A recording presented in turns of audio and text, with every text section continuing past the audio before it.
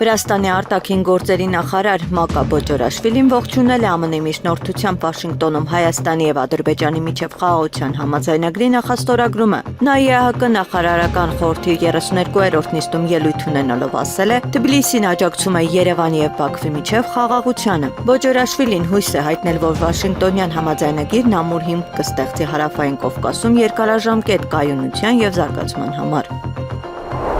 Չինաստանը հույս ունի հասնել Ուկրաինայի հարցում խաղաղության համաձայնագրի, որը ընդունելի կլինի բոլոր կողմերի համար։ Այս մասին հայտարարել է Չինաստանի նախագահ Սի Ցզինփինը, գրում է ՏԱՍՍ։ Նա նշել է, որ ժամանակակից աշխարհում քաղաքական իրավիճակը չափազանց անկայուն է։ Ուկրաինական ճգնաժամի վերաբերյալ Չինաստանը աջակցում է խաղաղությանն ուղղված բոլոր ջանքերին եւ հույս ունի, որ բոլոր կողմերը երկխոսության եւ բանակցությունների միջոցով կհասնեն արդար, երկարատև եւ պարտավորեցնող խաղաղության համաձայնագրի, որը ընդունելի կլինի բոլոր կողմերի համար, ասել է նա Ֆրանսիայի նախագահ Էմանուել Մակրոնի հետ հանդիպումից հետո կայացած մամուլի ասուլիսում։ Չինացի առաջնորդը նշել է, որ Պեկինը կշարունակի կառուցողական դեր խաղալ ճգնաժամի քաղաքական կարգավորման գործում։ Սի Ցզինփինը նաև նշել է, որ Չինաստանը կտրականապես դեմ է հակամարտության համար մեղադրանքների փոխանցման կամ զրպարտության ցանկացած արշավի։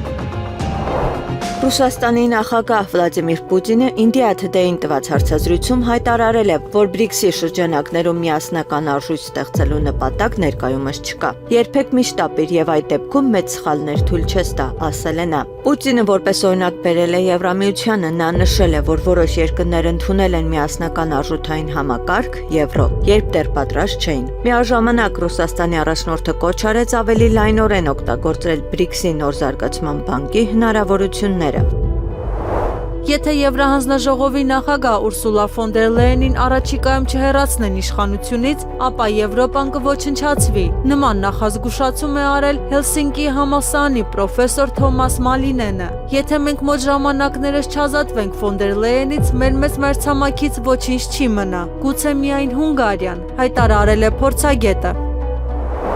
Ռուսաստանի ԱԳՆ պաշտոնական ներկայացուցիչ Մարիա Զախարովան հայտարարել է, որ Մեծ Բրիտանիան կարող է վստահ լինել։ Ռուսաստանի դեմ սահմանված նոր սահմանափակումները անպայման կունենան պատասխան։ Վերջինս ընդգծել է, որ Մոսկվան չի ճանաչում անօրինական ու միակողմանի սահմանված պատժամիջոցները։ Դրա խոսքով, այս պատժամիջոցների կիրառումը իրականացվում են կոնստրուկտիվ հիմնավորումներ չունեցող պատճառաբանություններով եւ շրջանցում են ՄԱԿ-ի անվտանգության խորհրդի մեխանիզմները։ Ռուսական կողմը պահպանում է իր իրավունքը պատասխան քայլերի, նշել է նա փաստելով, որ Մոսկվան պատրաստվում է համապատասխան պատասխան տալ Լոնդոնի գործողություններին։ Զախարովայի հայտարարությունը հերթական անգամ ընդգծում է Ռուսաստանի եւ Մեծ Բրիտանիայի կառավարության միջև խորացող լարվածությունը, որը վերջին ամիսներին ավելի է սրվել փոխադարձ քաղաքական եւ տնտեսական սահմանափակումների ֆոնին։ Ռուսաստանը կցանկանար կարգավորել առևտրային հարաբերությունները Միացյալ Նահանգների հետ։ Այս մասին լրագրողներին ասել է ԱՄՆ նախագահ Դոնալդ Թրամփը։ Անկեղծ ասած, կարծում եմ, որ նրանք կցանկանային առևտուր անել Միացյալ Նահանգների հետ, ասել է նա պատասխանելով հարցին։ Սպիտակ տան ղեկավարը այս հայտարարությունն արել է հատուկ դեսպանոր Սթիվեն Ուիթքոֆի եւ իր փեսա Ջարեդ Քուշների հետ զրույցից հետո, որոնք նախկինում բանակցություններ էին վարել Ռուսաստանի նախագահ Վլադիմիր Պուտինի հետ։ Չեչնիայի նախագահ Ռամզան Կադիրովը հայտարարել է, որ եվրոպական երկրները անմիջապես ինքնակամ ներողություն կխնդրեն, եթե պատերազմ սկսվի Ռուսաստանի հետ։ Նա հավելել է, որ սպասում է Պուտինի հրամանին մարտական գործողություններ սկսելու համար։ Կադիրովի խոսքով հակամարտությունը կավարտվի արագ եւ ոչ հօգուտ Եվրոպայի։ Չեչնիայի նախագահի հայտարարությունը արձագանք էր Պուտինի այն խոսքերին, որ Ռուսաստանը հենց հիմա պատրաստ է պատերազմել Եվրոպայի դեմ, եթե վերջինս սադրի։ 3 դեկտեմբերի 4-ին ազգային անվտանգության ծառայությունը ձերբակալել էր Արշակ Սրբազանին քննչական կոմիտեի շենքում։ Քննչական կոմիտեից Եվրոմեդիա 24-ին հայտնել էին, որ քրեական վարույթի նախաքննության ընթացքում նրա նկատմամբ հարուցվել է հանրային քրեական հետապնդում քրեական օրենսգրքի 393-րդ հոդվածի 2-րդ մասի 1-ին եւ 4-րդ կետերով։ Այն են մի խումբ անձանց կողմից նախնական համաձայնությամբ թմրամիջոց ապօրինի իրացնելը հանդիսավոր վայրում։ Այնուհետև փաստաբան Արսեն Բաբայանը հայտնել էր, որ Արշակ Սրբազանի սրբազանին մեղադրում են, թե իբր վերջինս 2018 թվականին վեհապարի դեմ ակցիա իրականացնողներից մեկին վարկաբեկելու նպատակով պայուսակում թմրամիջոց է դրել։ Աշոկ Սրբազանի նկատմամբ կալանքը որպես խափանման միջոց կիրառելու միջնորդություն է ներկայացվել դատարան, նիստը նշանակվել էր առավոտյան ժամը 09:30-ին։ Գործը մակագրվել է Միքայել եւ Բագրատ Սրբազաններին կալանավորած դատավոր Մասիս Մելքոնյանին։ Սրբազան պայքարի առաջնորդ Բագրատ Սրբազանի խափանման միջոցը փոխելու միջնորդություն են ներկայացրել պաշտպանները, որպեսզի Սրբազանը հնարավորություն ունենա մասնակցելու դեկտեմբերի 10-ից 12-ին հրավիրված եպիսկոպոսատ ժողովին։ Պաշտպաններն ընդգծել են ընդունել ցանկացած խափանման միջոց, որը հնարավորություն կտա մասնակցել եպիսկոպոսատ ժողովին, ընդհանուր ժողովին մասնակցելուց հետո ՔԿՀ վերադառնալը, գրավ մինչև 3.800.000 դրամի չափով վարչական հսկողություն եւ այլն։ Միջնորդությունը Երևանի առաջին ատյանի ընդհանուր իրավասության դատարանի դատավոր Կարեն Ֆարֆոյանը կքննարկի դեկտեմբերի 9-ին ժամը 15:30-ին։ Փաշինյանն առաջ ընկավ թղթերը հրապարակեց մինչև նոր տարի, որ սպիտակ ձեռքերով գնա նախընտրական քարոզարշավի։ Եվրոմեդիա 24-ի տաղավարում հարցազրույցի ժամանակ նման տեսակետ է հայտնել քաղաքական գործիչ Հայաստանի Հանրապետական կուսակցության մամուլի խոսնակ Էդուարդ Շարմազանովը, անդրադառնալով Նիկոլ Փաշինյանի արցախյան բանակցությունների վերաբերյալ հրապարակած 11 փաստաթղթին։ Նրա խոսքով Արցախը հանձնելուց հետո երկրորդ հանցանքը, որ գործել է Նիկոլ Փաշինյանը, Ալիևի հետ Մինսկի խումբը լուծարելն է, որով Փաշինյանն ուզում է փակել Արցախի բանակցությունների եւ կարգավորման հարցի էջը եւ սկսել նոր էջից։ Հիմա ինքը հրապարակեց, որովհետեւ Մինսկի խումբի լուծարումից հետո մեծ է հավանականությունը, որ ինչ-որ մի փուլի թե Ադրբեջանը, թե Մինսկի խմբի համանախագահ երկրները կարող են այս փաստաթղթերը հրապարակել եւ խոսքը առաջ առաջ ընկավ, որպեսզի մինչեւ նոր տարի պարը դուրս գա եւ ինքը սպիտակ ձեռնոցներով գնա քարոզարշավի։ Առհասարակ մարդիկ ինչ են մեղադրում առաջին հերթին Նիկոլին, Արցախը հանձնելու հազարավոր զոհեր տալու մեջ, ճիշտ է թե չէ, ամենահիմնական մեղադրանքը Նիկոլին դա է, ինքը այս հրապարակեց, որ կռիվը լինի, դիմությունը խոսա, մարդկանց համար սովորական դառնա, մինչև նոր տարի պարը թողի գնա, ինքը արդեն ասի դե ասի, ես ասել եմ նոր բան չկա, ընտրություններին առանց նախկինների, առանց Արցախի գնա ընտրություններ, առանց հայհոյանքի։ Հայ եկեղեցու arczepiskoposներն ու եպիսկոպոսները հանդես են եկել հայտարարությամբ, որով իրենց անվերապահ հավատարմությունն են հայտնում վեհապար Հայրապետին։ Հայտարարության մեջ մասնավորապես նշվում է. Մենք հայաստանյան առաքելական Սուրբ եկեղեցու ներկոստորագյալ arczepiskoposներս եւ եպիսկոպոսներս որդիական մեր անվերապահ հավատարմությունն ենք հայտնում Մայրաթոր Սուրբ Էջմիածնի եւ նրա ազգընտիր Կահակալին Կարեգին Բամենայն Հայոց կաթողիկոսին։ Անընդունելի եւ վտանգավոր ենք համարում ների եկեղեցական հարցերը քաղաքական միջամտությամբ լուծելու որևէ փորձ, ինչպիսի պատճառաբանությամբ էլ պայմանավորված լինի։ Եկեղեցու կառավարման եւ ներքին կյանքին առնչվող բոլոր խնդիրներն անխտիր կարգավորելի են եղբայրական սիրով, առաքելագործ եպիսկոպոսներին վայել բարձր գիտակցությամբ, եկեղեցական ժողովական իրավասու մարմինների միջոցով, համաձայն մեր եկեղեցու գործուն կանոնական ընթացակարգերի, անհանդուրժելի եւ դատապարտելի ենք նկատում պատարագի սրբազան արարողության ընթացքում ամենայն Հայոց Հայրապետի անվան հիշատական կամայական զեղչումը որպես ծիսականոնական կոպտագույն խախտում, որի եկեղեցաբանության տեսանկյունից պառակտման տարեր է պարունակում։ Վստահ ենք, որ մեր Սուրբ եկեղեցու միասնությունն ու խաղաղությունը վեր են անձնական խմբային կամ այլ շահերից եւ ամրապնդվելու են սիրո հաղորդության, ճշմարտության եւ արդարության ճանապարհով, առաքելական հորդորով հաստատելի։ Համոզված ենք, որ մեր եպիսկոպոսած համախումբ ջանքերով արդյունավետ լուծումներ կգտնենք իշահ մեր Սուրբ եկեղեցու, ասված է հայտարարության մեջ։ Եթե Եվրամիությունը փորձի գողանալ սառեցված ռուսական ակտիվները, միջոցները կարող են վերադարձվել իրական փոխհատուցումների միջոցով։ Նման հայտարարությամբ հանդես է եկել Ռուսաստանի անվտանգության խորհրդի փոխնախագահ Դմիտրի Մեդվեդևը։ Նման գործողությունները միջազգային իրավունքի համաձայն կարող են դասակարգվել որպես հատուկ տեսակի casus belli, պատերազմ հայտարարելու պաշտոնական պատրվակ, Բրյուսելի եւ Եվրամիության առանձին երկրների համար դրանից բխող բոլոր հետևանքներով։ Հայտնել է քաղաքական գործիչը։ Նրա խոսքով նման դեպքում Ռուսաստանը կարող է պահանջել Եվրամիությունից վերադարձնել միջոցները ոչ թե դատարանների միջոցով, այլ պարտված թշնամիներին պարտադրված փոխհատուցումները վճարելով։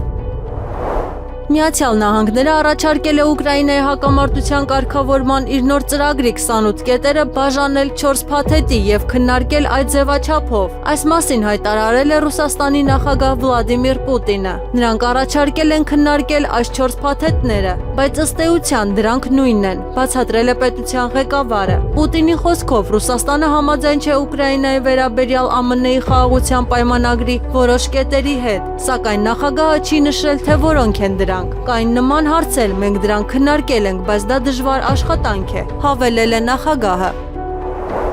Մեծ Բրիտանիան եւ Նորվեգիան պատրաստվում են ստորագրել պաշտպանական պայմանագիր, որը կստեղծի համատեղ նավատորմ Արկտիկայում Ռուսաստանին հակազդելու եւ ստորջրյա կարեւորագույն ենթակառուցվածքները պաշտպանելու համար, հաղորդում է Independent-ը։ Մեծ Բրիտանիայի պաշտպանության նախարարության տվյալներով վերջին տարիներին Մեծ Բրիտանիայի մոտակայքում Ռուսաստանի ռազմածովային ակտիվությունը աճել է 30%-ով։ Նոր համաձայնագիրը նախատեսված է ստորջրյա մալուխներն ու խողովակաշարերը պաշտպանելու համար, որոնց ոչնչացումը կարող լուրջ հետևանքներ ունենալ ենթակառուցվածքների համար։ Այս խորը համաշխարհային անկայունության ժամանակաշրջանում, երբ մեր ջրերում հայտնվում են ավելի շատ ռուսական նավեր, մենք պետք է համագործակցենք մեր միջազգային գործընկերների հետ, մեր ազգային անվտանգությունը պաշտպանելու համար։ Նորվեգիայի հետ այս պատմական համաձայնագիրը ամրապնդում է մեր սահմանները եւ կարեւորագույն ենթակառուցվածքները պաշտպանելու մեր կարողությունը, որոնցից կախված են մեր երկրները, ասել է Մեծ Բրիտանիայի վարչապետ Քիր Սթարմերը։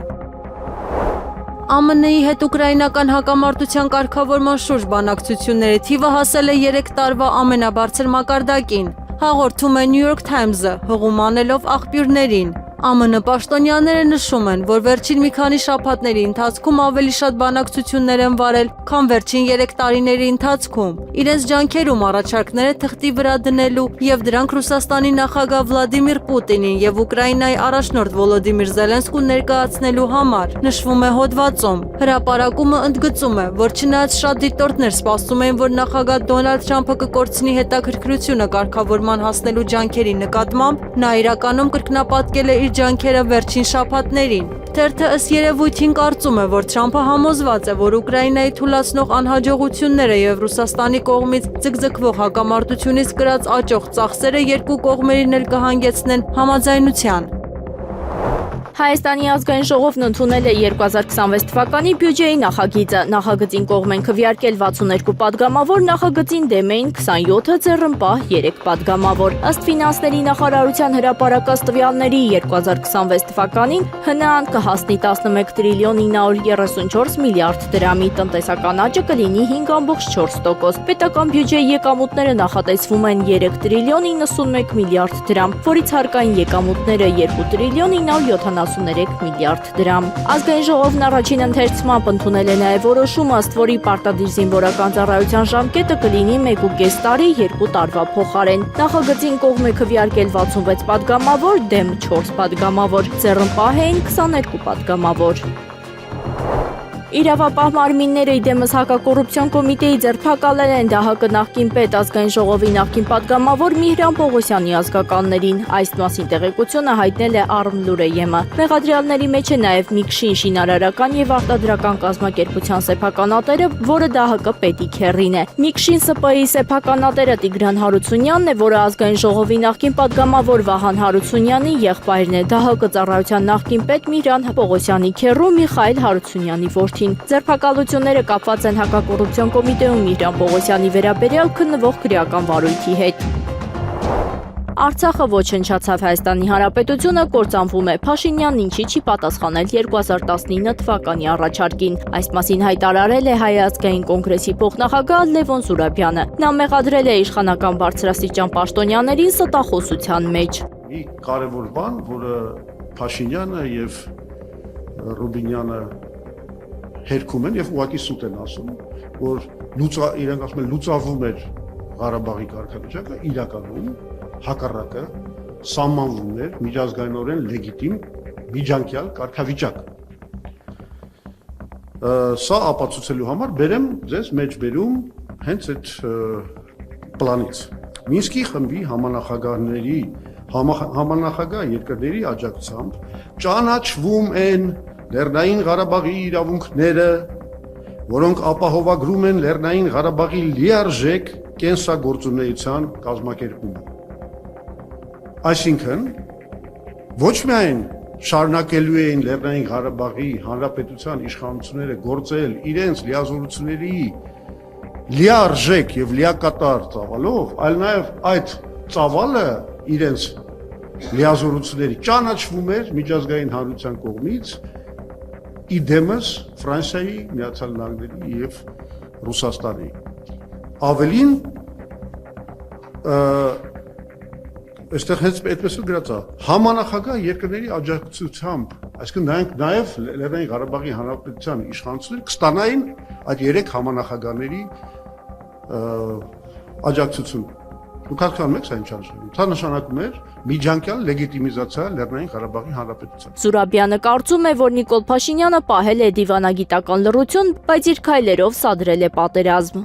Այսինքն այս մարդը, ել չեմ խոսում զրոյից սկսելու իր այդ բանակցությունները զրոյից սկսելու իր հայտարարության մասին, չեմ խոսում այն հայտարարության մասին, որ ասում էր, եթե պաշտպանության նախարարը չհայտարարեր, որ նոր պատերազմ, նոր տարածքներ, ես իրան գործից կհանեի։ Այսինքն այդ մարդը պահպանել է դիվանագիտական լռությունը,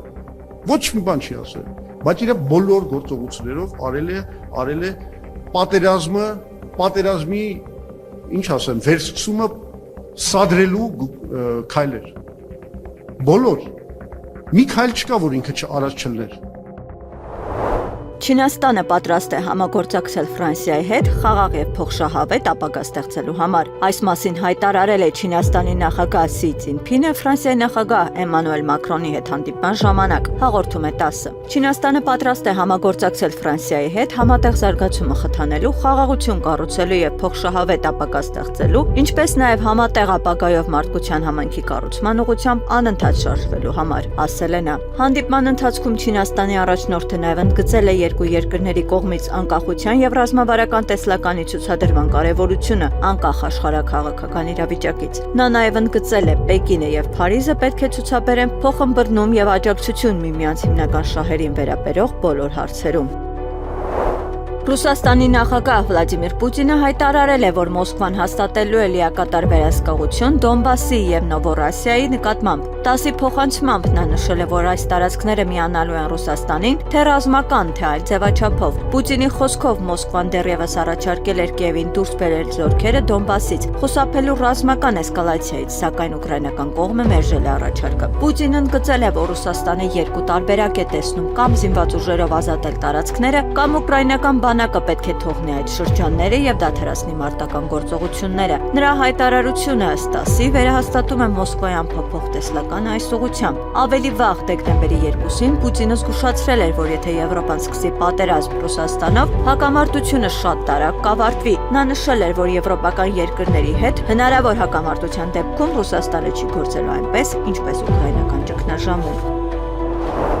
Վենեսուելայի նախագահ Նիկոլաս Մադուրոն չի քնում մի տեղում եւ հաճախակի փոխում է իր հեռախոսահամարները։ Միացյալ Նահանգների ճնշման պատճառով, հաղորդում է New York Times-ը, հղում անելով աղբյուրներին։ Աղբյուրների համաձայն Մադուրոն փորձում է պաշտպանվել հնարավոր թիրախային հարվածից կամ հատուկ նշանակության ուժերի հարձակումից, հաճախակի փոխելով իր քնելու տեղերը եւ բջջային հեռախոսները։ Այս նախազգուշական միջոցները խոստացվել են սեպտեմբերից ի վեր, հաղորդել է թերթը։ Թերթի աղբյուրները հաղորդում են լարվածության եւ անհանգստության մթնոլորտի մասին, որը տիրել է Վենեսուելայի նախագահի մերձավոր շրջապատին, Միացյալ Նահանգների հետ Մադուրոին տապալելու վերաբերյալ բանակցությունների ֆոնին։ Միևնույն ժամանակ Մադուրոն ինքը ըստ տեղեկությունների կարծում է, որ շարունակում է վերահսկել իրավիճակը։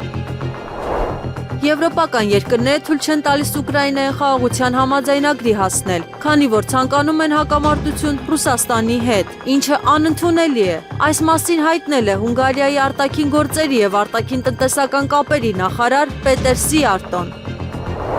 Եվրահանձնաժողովի ղեկավար Ուրսուլա ֆոն դեր Լայնը հայտարարել է, որ Ռուսաստանի ակտիվների բռնագրավմանը փոխարինող տարբերակ կարող է դառնալ Ուկրաինային տրամադրվող եվրովարկը, ինչպես փոխանցում է ՏԱՍՍ-ը, Եվրամիությունը շարունակում է պնդել պահուստային վարկի տրամադրումը հիմնվելով Բրյուսելում սառեցված ռուսական պետական ակտիվների գնահատված արժեքի վրա, որը կազմում է շուրջ 165 միլիարդ եվրո։ Այդ միջոցների զգալի մասը 140 միլիարդ եվրո գտնվում է բելգիական մարզի դեպոզիտար Euroclear-ի հաշվեկշռում, սակայն ԵՄ մի շարք երկրներ, հատկապես Բելգիան, դեմ են Ռուսաստանի ակտիվների փաստացի բռնագրավմանը, ինչի հետևանքով Բրյուսելը ուսումնասիրում է այլընտրանքային ֆինանսական լուծումներ։ Ֆոն դեր Լայնի գնահատմամբ Ուկրաինային կարող է տրամադրվել 90 միլիարդ եվրոյի նոր եվրովարկ, որը կհամապատասխանի Կիևի կարիքների մոտ 2/3-ին։ Նա նաև առաջարկել է ԵՄ ներսում արգելել երրորդ երկրների դատարանների որոշումների կատարումը, որպես պատասխան Ռուսաստանի հնարավոր հակաքայլերին եւ նվազեցնելու անդամ երկրների իրավական ռիսկերը։ Միաժամանակ Բելգիայի եվրահանձնակատար Աջա Լապիպը նշել է, որ Եվրամիությունը դեռ պատրաստ չէ ռուսական ակտիվների բռնագրավմանը։ Նրա հայտարարությունը ԵԽ կազմում առաջին բացահայտ մեկնաբանությունն է, որը փաստացի հակասում է ֆոն դեր Լայնի թեզին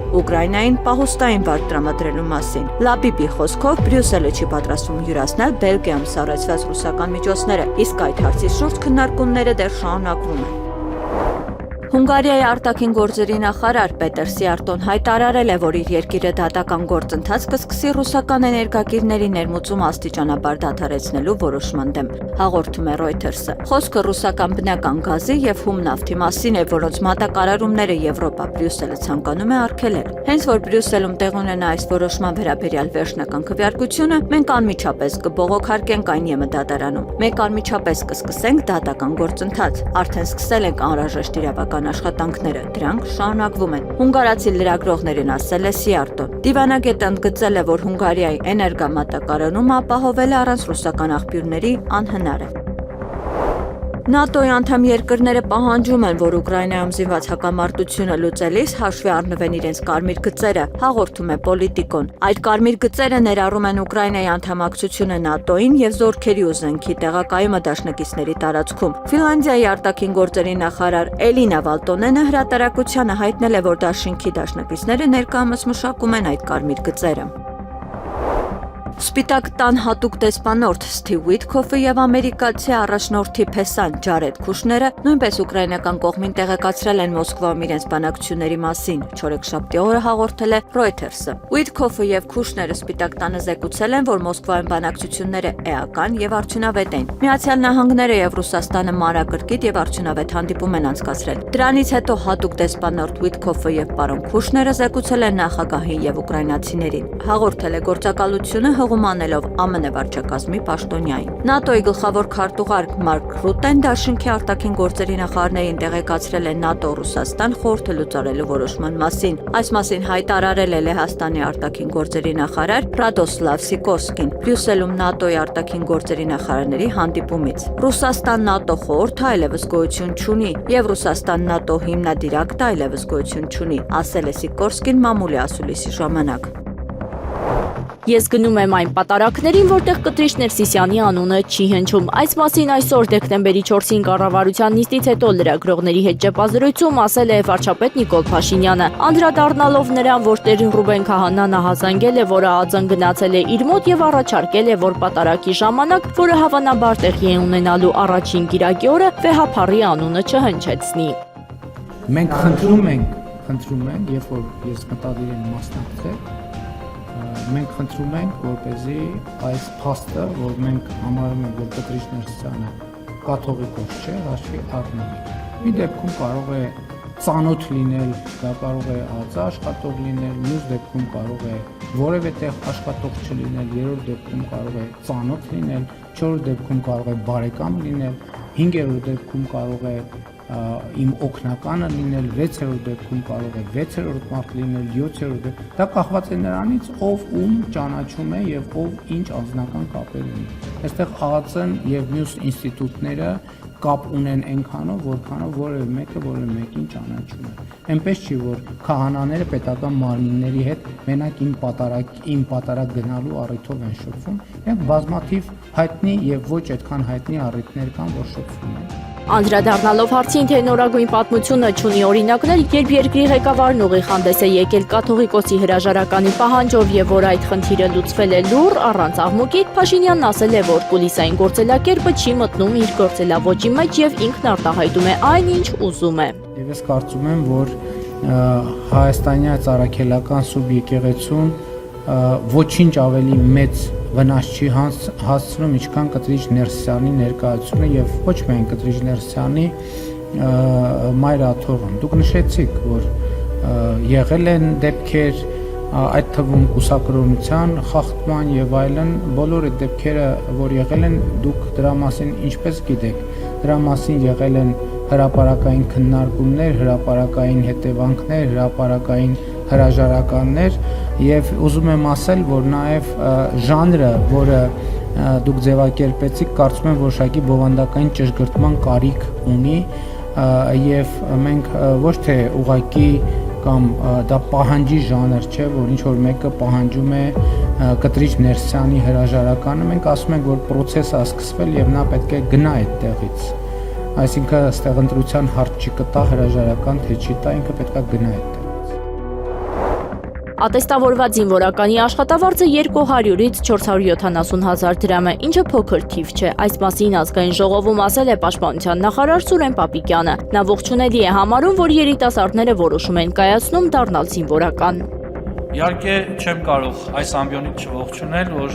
ազգային ժողովի պատգամավորի որդին որոշում է ընդունել դառնալ պայմանագրային զինծառայող պաշտպան հայրենիաց ծրագրով։ Ես սպասում եմ, որ ազգային ժողովը կծափահարի, բայց չծափահարեց։ Իրականում սա նաև նրա մասին է, որ ոչ միայն համակարգը հավասար է, բոլորի համար է, այլև այն շատ գրավիչ է։ Եվ այսօր մեր երիտասարդները, պատանիները որոշում են ընդունում դառնալ զինվորական եւ իրենց կյանքը կապում են զինվորականության հետ։ Ռուսաստանի նախագահ Վլադիմիր Պուտինը հայտարարել է, որ իր ամերիկացի գործընկեր Դոնալդ Թրամփը ձգտում է համաձայնության Ուկրաինայի կարգավորման հարցում, սակայն դա հեշտ գործ չէ։ Սակայն սա դժվար խնդիր է եւ դժվարին առաքելություն, որը Թրամփի վարչակազմը ստանձնել է։ Դա դժվար է, ես ասում եմ, առանց որևէ հեգնանքի, ասել է նախագահը։ ԱՄՆ հանրապետական սենատոր Բերնի Մորենոյի երկհաղաքացիությունն արգելող օրինագիծը կարող է ազդել մի շարք ամերիկացի հայտնիների վրա, հաղորդում է Newsweek ամսագիրը։ Մեկնաբանելով իր նախաձեռնությունը, Մորենոն նշել է, որ ԱՄՆ քաղաքացի լինելը պատիվ եւ արտոնություն է։ Ուստի յուրաքանչյուր ոք, ով ցանկանում է դառնալ ամերիկացի, պետք է հետևի ամեն ինչ կամ ոչինչ սկզբունքին։ Ինչպես նշվում է հոդվածում, եթե օրենքը ուժի մեջ մտնի ԱՄՆ առաջին տիկին Մելանիա Թրամփը եւ նրա որդին, բարոնը, որոնք ունեն Սլովենիայի քաղաքացիություն, պարտավոր կլինեն հրաժարվել դրանից 1 տարվա ընթացքում։ Թրամփի ընտանիքից բացի սահմանափակող միջոցառումները կարող են ազդել ամերիկացի ձեռնարկատեր Իլոն Մասկի վրա, ով ունի ԱՄՆ, Հարավային Աֆրիկայի եւ Կանադայի քաղաքացիություն, ինչպես նաեւ դերասանների ու դերասանուհիների վրա, այդ թվում Թոմ Հենքսի, Միլա Կունիսի, Պամելա Անդերսոնի եւ այլ հայտնիների։ Վենեսուելան չի ցանկանում որևէ բախում, սակայն Կարիբյան ավազանում ԱՄՆ գործողությունների լույսի ներքո այն վճռականորեն պատրաստ է հետ մղել ցանկացած հնարավոր ագրեսիա, հայտարարել է Վենեսուելայում Ռուսաստանի դեսպան Սերգեյ Մելիք Բաղդասարովը։ Վենեսուելացիները չեն ցանկանում որևէ ագրեսիա, ոչ մի բախում, ոչ մի միջամտություն։ Նրանք ոչ միայն չեն ուզում դա, այլև ակտիվորեն խոսում են դրա մասին։ Շաբաթը մի քանի անգամ Կարակասում անցկացվում են կառավարության կողմից կազմակերպված տարբեր միջոցառումներ, որտեղ ելույթ է ունենում Վենեսուելայի նախագահ Նիկոլաս Մադուրոն։ Սրանք հազարավոր մարդկանց մասնակցությամբ հանրահավաքներ են պատերազմի դեմ եւ խաղաղության վերաբերյալ, որտեղ նրանք բավականին վճռական հայտարարություն են անում Վենեսուելայի կողմից ցանկացած հարձակում լիովին հետ մղելու պատրաստակամության մասին, հայտնել է դեսպանը։ Եղանակը առաջիկա օրերին դեկտեմբերի 3-ից 3-ը 4-ից 6-ը սպասվում է առանց տեղումների եղանակ, դեկտեմբերի 7-ից 3-ն առանձին շրջաններում, 8-ին շրջանների զգալի մասում սպասվում են տեղումներ, լեռնային շրջաններում ձյան եւ ձնախառն անձրևի, հովտային շրջաններում անձրևի տեսքով, քամին արևմտյան 2-ից 5 մետր վարկյան, օդի ջերմաստիճանը դեկտեմբերի 7-ից 8-ը կնվազի 2-ից 5 աստիճանով։ Երևանում դեկտեմբերի 3-ից 3-ը 4-ից 6-ը սպասվում է առանց տեղումների եղանակ, դեկտեմբերի 7-ի երեկոյան ժամերին 8-ին սպասվում է անձրև։